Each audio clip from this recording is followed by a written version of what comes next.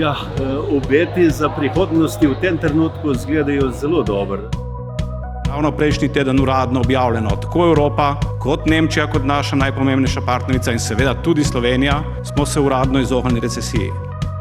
Moram reči, da gospodarstveniki moramo biti vedno optimisti.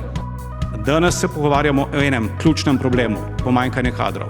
Danes napovedujem, da bomo v prihodnjih tednih naredili pomembne premike v zakonodaji. Naloga te vlade je, da bistveno olajša postopke za pridobitev dovoljenja za delo v Sloveniji in predvsem za tiste, ki so že pri nas, da jim olajšamo odločitev, da pri nas tudi ostanejo. Se zdaj podajamo v največji investicijski cikel kadarkoli.